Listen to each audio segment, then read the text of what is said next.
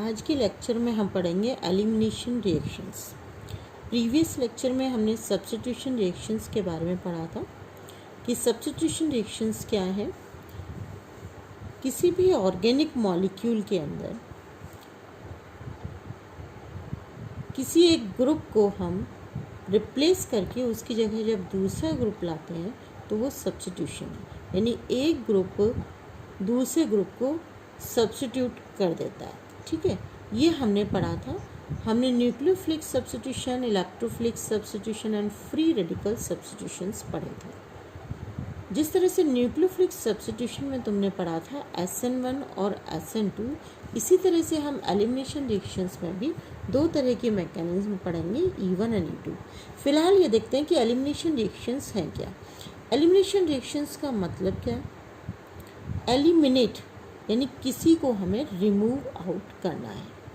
तो organic substance के अंदर से अगर हम किसी मॉलिक्यूल को टोटली रिमूव आउट कर दें या एलिमिनेट कर दें तो वो कहलाता है एलिमिनेशन रिएक्शंस। ठीक है, अब जैसे ये एक ऑर्गेनिक कंपाउंड है, इस ऑर्गेनिक कंपाउंड के अंदर हम देखें कि ये हमारे पास एक मॉलिक्यूल, इसका हमें रिमूवल करना है। दो कार्बन एटम्स है, ऑर्गेनिक कंपाउंड है। ऑर्गेनिक कंपाउंड, इसके एक कार्बन से एक ग्रुप लगा हुआ है और दूसरे कार्बन से हाइड्रोजन लगा हुआ है। ठीक है, हमें इस तरीके से पूरे की पूरे इस ग्रुप को रिमूव आउट करना है। ये लिविंग ग्रुप जो हमने लिखा हुआ है ये आपका हाइड्रोक्सिल आयन भी हो सकता है जब हम अल्कोहल्स का केस पढ़ेंगे, और हैलोजन भी हो सकता है जब हम डिहाइड्रो हैलोजिनेशन पढ़ेंगे। ठीक है ना, अल्काइल हैलाइड्स पढ़ेंगे।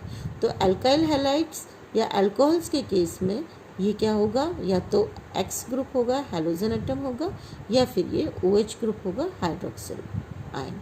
ठीक है, तो यहाँ पर हम ये पढ़ते हैं कि एलिमिनेशन रिएक्शंस में इस तरह से दो एडजेसेंट कार्बन एटम में से पूरे एक मॉलिक्यूल का रिमूवल हो जाता है। और इस तरह से जब ये दो बॉन्ड्स फ्री होते हैं तो एक इन दोनों कार्बन एटम्स पर एक नया डबल बॉन्ड क्रिएट हो जाता है और ये मॉलिक्यूल इस तरह से रिमूव आउट हो जाता है। तो these reactions are known as elimination reactions. ठीक है, एलिमिनेशन रिएक्शंस के मैकेनिज्म जो हम पढ़ेंगे ये भी दो तरह से पढ़ेंगे, E1 एंड E2। आपके कोर्स में जो दो हैं वो है dehydro halogenation of alkyl halides and dehydration of alcohols। फिलहाल हम देखें कि डिहाइड्रोहैलोजिनेशन ऑफ अल्काइल हैलाइड्स। डिहाइड्रोहैलोजिनेशन जब हम पढ़ रहे हैं इसका मतलब क्या है, हाइड्रोहैलोजिनेशन यानी कि HX मॉलिक्यूल का किसका रिमूवल, HX मॉलिक्यूल का रिमूवल पढ़ेंगे हम। HX मॉलिक्यूल का जब हम रिमूवल पढ़ेंगे तो ये आपका E1 मैकेनिज्म के थ्रू भी हो सकता है और E2 मैकेनिज्म के थ्रू भी हो सकता है। E2 मैकेनिज्म जो है वन स्टेप प्रोसेस है। वन स्टेप प्रोसेस का मतलब क्या है कि इस प्रोसेस में दोनों ही यानी कि पूरा की पूरा मॉलिक्यूल एक साथ एलिमिनेट हो जाता है। ठीक है, अब यहाँ पर देखो कि ये है आपका, जैसे कि एग्जाम्पल के लिए हमने लिया इथाइल हैलाइड। यहाँ जो लिविंग ग्रुप है ये कोई भी एक हैलोजन हो सकता है, यानी कि ब्रोमाइड भी हो सकता है, क्लोराइड भी हो सकता है, आयोडाइड भी हो सकता है। ठीक है, तो इस तरह से ये एक अल्काइल हैलाइड हमने लिया है। अल्काइल हैलाइड के दोनों एडजेसेंट कार्बन एटम में से इस तरीके से ये एक मॉलिक्यूल का रिमूवल हो जाना है। मैकेनिज्म जो हम पढ़ रहे हैं E2 मैकेनिज्म पढ़ रहे हैं। E2 मैकेनिज्म के अंदर वन स्टेप प्रोसेस होता है। तो वन स्टेप प्रोसेस में क्या होगा कि दोनों ही एक साथ निकलेंगे। अब ये जो वन स्टेप प्रोसेस है यहाँ जो हम पढ़ रहे हैं, यहाँ पर क्या है, बेस का अटैक होगा। बेस का अटैक होगा, इसका मतलब क्या है कि ये डिहाइड्रोहैलोजिनेशन रिएक्शंस जो हैं ये बेस कैटेलाइज्ड है, यानी कि dehydrohallucination always occurs in the presence of strong base। Base की प्रेजेंस में होगा। फर्स्ट स्टेप के अंदर बेस अटैक करेगा, बेस जो कि क्या है, न्यूक्लियोफाइल। बेस का मतलब न्यूक्लियोफाइल है, इलेक्ट्रॉन रिच एंटिटी होती है। तो इलेक्ट्रॉन रिच होने की वजह से ये क्या करेगा, ये यहाँ हाइड्रोजन एटम पर अटैक करेगा। हाइड्रोजन एटम पर अटैक करेगा, इसका मतलब ये क्या है, एज प्रोटॉन रिलीज होगा। किस तरह से रिलीज होगा, एज प्रोटॉन की तरीके से ये रिलीज होगा। प्रोटॉन की जैसे रिलीज होगा तो शेयर्ड इलेक्ट्रॉन्स को ये कहाँ, इधर शिफ्ट कर देगा। साइमल्टेनियसली ये जो हैलाइड आयन है यानी कि ब्रोमीन एटम है, ये ब्रोमीन एटम इस बॉन्ड के दोनों इलेक्ट्रॉन्स को लेके आउट हो जाएगा। तो हम क्या कहेंगे कि BH का फॉर्मेशन होगा और ब्रोमाइड आयन भी निकल जाएगा। एक साथ दोनों प्रोसेस हो रहे हैं, हाइड्रोजन का रिमूवल भी और ब्रोमाइड का रिमूवल भी। प्रोटॉन बेस के साथ रिएक्ट हो जाता है तो BH बना लेगा और ब्रोमाइड आयन निकल जाएगा। ठीक है, तो ये इसमें E2 मैकेनिज्म जो कि 2 स्टेप प्रोसेस है, ये दोनों की कंसंट्रेशन पर बेस्ड होता है। स्लो स्टेप होता है, ये रेट डिटरमाइनिंग स्टेप कहलाता है। तो रेट क्या होगी इसकी, जो dehydro halogenation of alkyl halides हम पढ़ रहे हैं, इस रिएक्शन की रेट जो होगी वो रेट होगी किस पर बेस्ड होगी, अल्काइल हैलाइड और बेस दोनों की कंसंट्रेशन पर, यानी कि सेकेंड ऑर्डर काइनेटिक्स होगी इसकी। ये पूरा रिएक्शन मैकेनिज्म समझ में आ गया होगा। ठीक है, नाउ इवन मैकेनिज्म के अंदर हम क्या पढ़ेंगे कि जो अभी हमने E2 मैकेनिज्म पढ़ी वहाँ हमने सिमेट्रिक अल्काइल हैलाइड्स ली थी।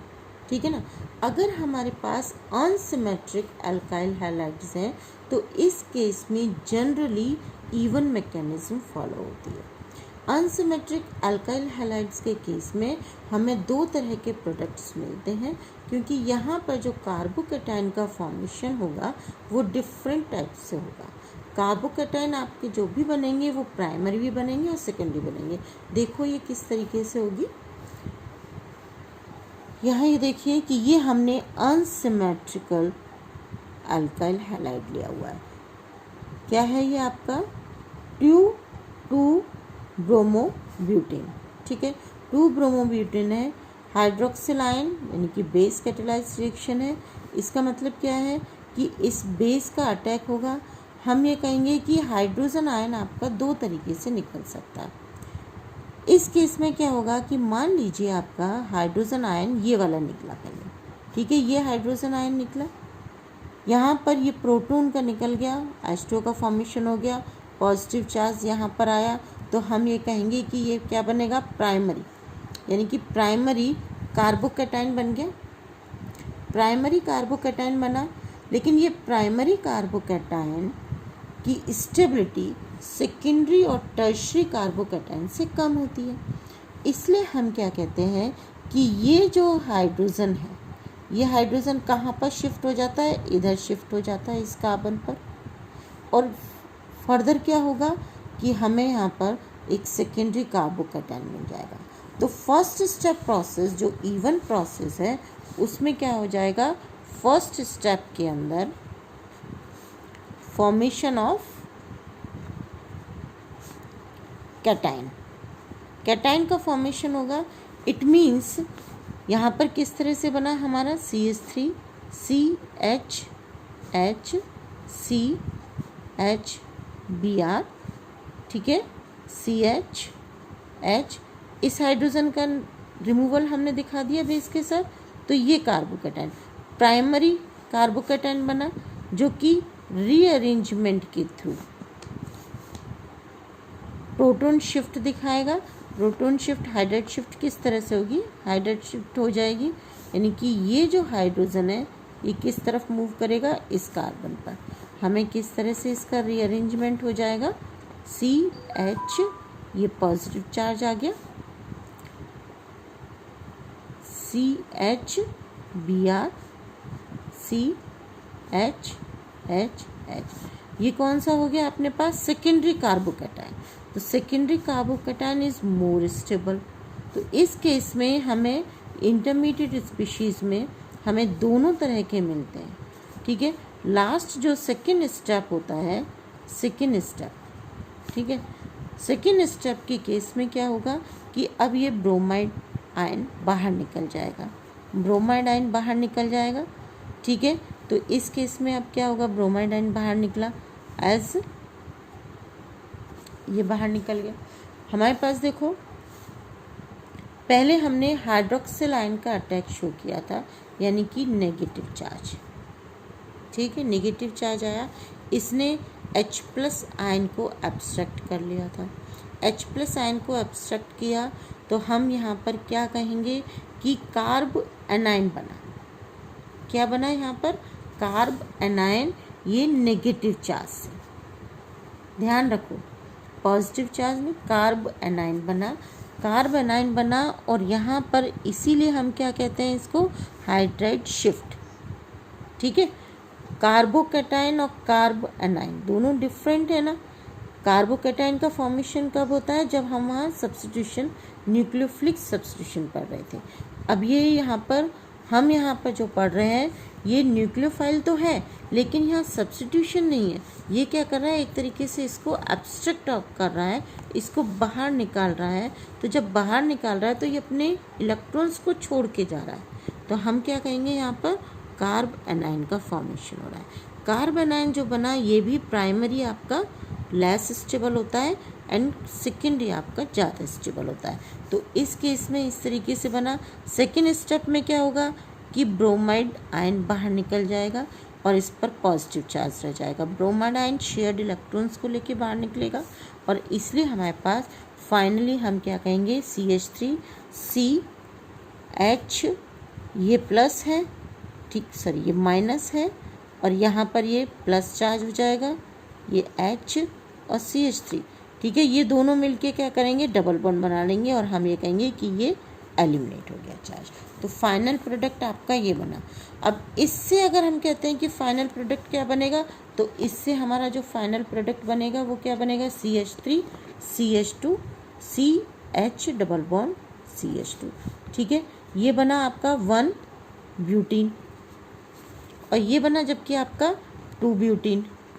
तो सिट्ज़ेफ रूल क्या कहता है कि सिट्ज़ेफ रूल के अकॉर्डिंग एलिमिनेशन रिएक्शन में जो फाइनल प्रोडक्ट यानी कि मेजर प्रोडक्ट होता है वो कौन सा होता है, हाईली सब्स्टिट्यूटेड एल्कीन्स, ठीक है।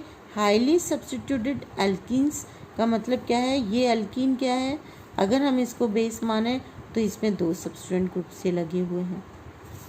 यहाँ पर हम बेस माने तो इसमें क्या है, एक ही सब्स्टिट्यूएंट है, इस तरीके से 1 ब्यूटीन होने की वजह से, ठीक है। तो इसलिए हम ये कहते हैं कि हाईली ब्रांच्ड और highly substituted alkenes main product की फॉर्म में बनती है। This is the Saytzeff rule. तो एलिमिनेशन रिएक्शन डीहाइड्रोहैलोजिनेशन में हमें E2 एंड E1 दोनों ही मैकेनिज्म देखने को मिलती हैं।